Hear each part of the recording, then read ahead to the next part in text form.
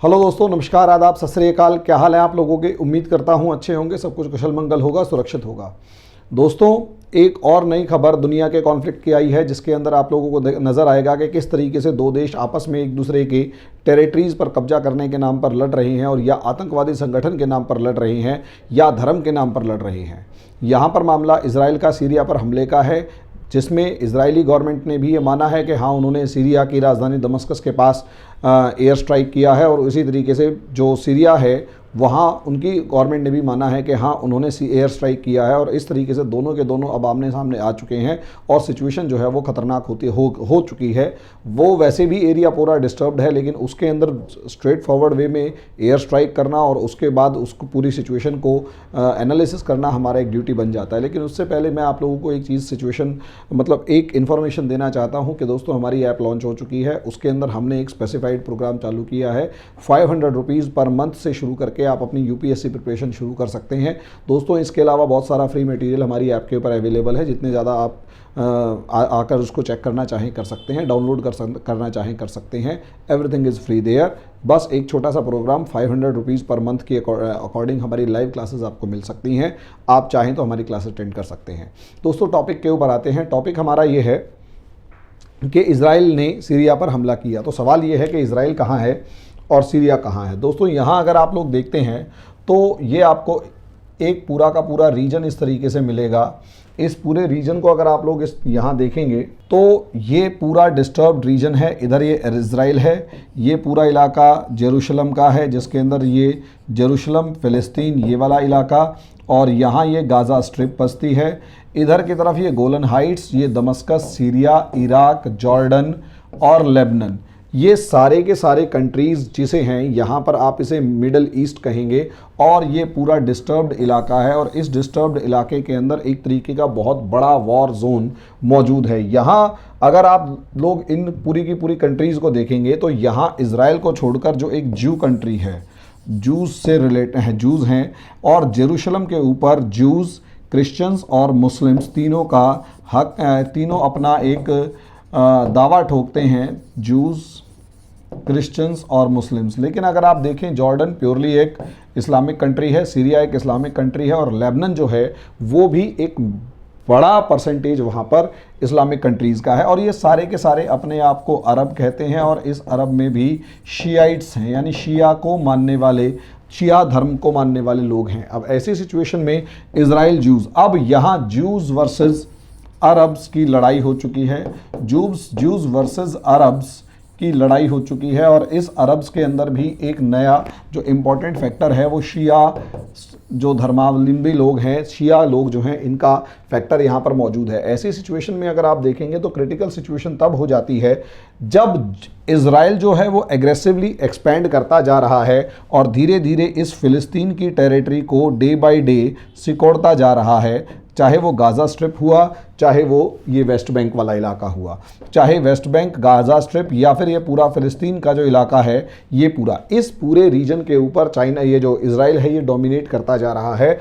और इस इजराइल के पीछे पूरे का पूरा European world, European countries, European union कहो या यूरोपियन कंट्रीज़ कहो, मेजॉरिटी पोर्शन में, और सबसे बड़ी बात है अमेरिका की फ्रंट लाइन टीम जो है वो इजराइल की फॉर्म में है। और इजराइल इस पूरे इलाके में, इजराइल की प्रेजेंस इस पूरे इलाके में कहीं ना कहीं अरब डोमिनेंस को काउंटर करती है। और ये जो सुएज़ कैनाल है, इससे इसके ऊपर किसी भी एक पर्टिकुलर कंट्री का कब्जा करने से यहाँ पर रोका जाता है। अब ऐसी सिचुएशन में अगर आप देखेंगे तो यहाँ इस टेरिटरी के अंदर एक टेररिस्ट ऑर्गेनाइजेशन कहो या कुछ भी, जिसका नाम है हिजबुल्लाह, वो ऑर्गेनाइजेशन यहाँ काम करती है। और ये शिया धर्म को मानने वाले लोगों की शिया पॉलिटिकल, मिलिट्री और सोशल ऑर्गेनाइजेशन है, जो शिया लोगों के लिए लड़ती है और अपने फेथ को आगे बढ़ाने के लिए काम करती है।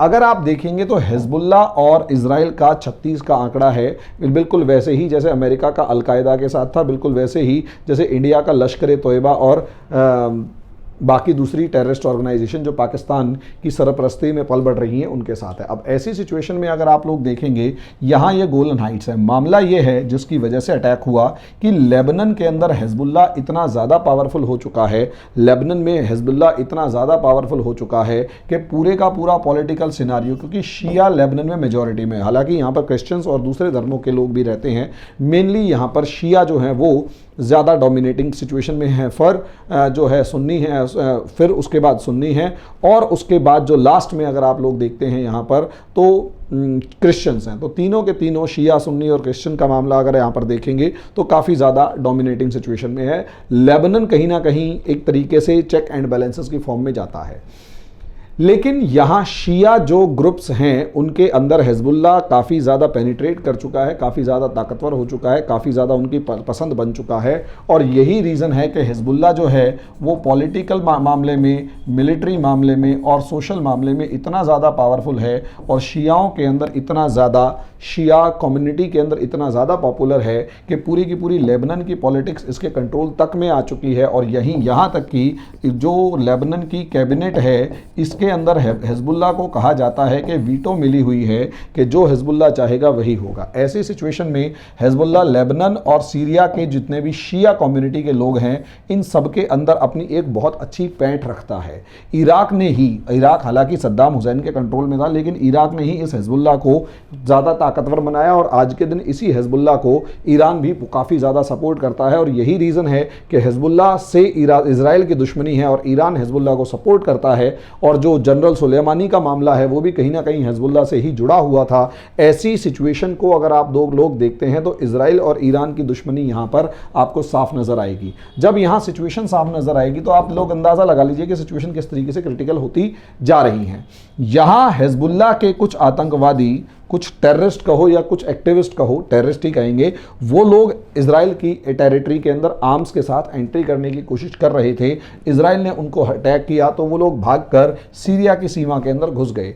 इजराइल ने उनका पीछा किया और दमस्कस के आसपास जो एयर फोर्स थी उसने दमस्कस के आसपास के मिलिट्री बेस के ऊपर एयर स्ट्राइक किया उस टेररिस्ट को मारने के लिए और दूसरे बाकी सारा नुकसान पहुंचाने के लिए, जिसकी वजह से टेंशन्स जो है वो सीरिया और इजराइल के अंदर कॉन्टिन्यूसली बढ़ती जा रही हैं। देखने में तो ये लग रहा है कि इजराइल वर्सेस सीरिया है, लेकिन असलियत में सीरिया के पीछे यहाँ अगर आप देखेंगे तो सीरिया के पीछे यहाँ रशिया मौजूद है और इसके पीछे अमेरिका मौजूद है। तो ये या इस एंगल से भी इस कॉन्फ्लिक्ट को देखा जा सकता है कि सीरिया और इजराइल की जो दुश्मनी है वो कोल्ड वॉर के पीरियड से चलती हुई नज़र आ रही है, और कोल्ड वॉर के पीरियड से इस तरीके से चलती हुई नज़र आ रही है कि दोनों कोल्ड वॉर के अंदर आपस में एक दूसरे के दुश्मन रहे हैं।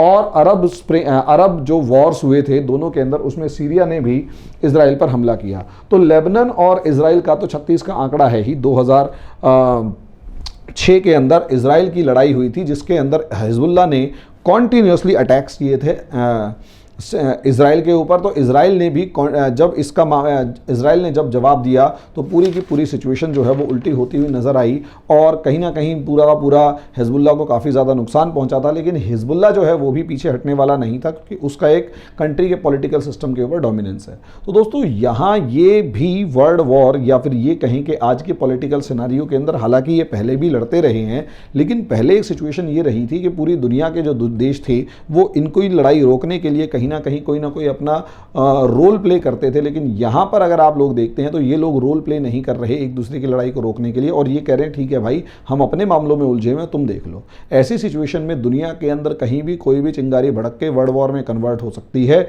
ये हालात हैं, हालात बने हुए हैं। ये छोटी छोटी खबरें दिखाने का रीज़न ये है कि दुनिया के अलग अलग हिस्सों से जो छोटी छोटी खबरें आ रही हैं, जब आप इनको एक धागे के अंदर पिरोएंगे तो पता लगेगा कि world is moving towards a world war, at least not world war but at least towards a new cold war 2।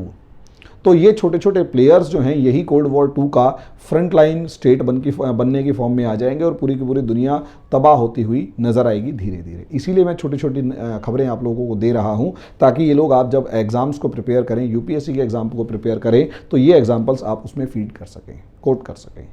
तो दोस्तों अभी इस छोटी सी न्यूज़ के लिए इतना ही। धन्यवाद।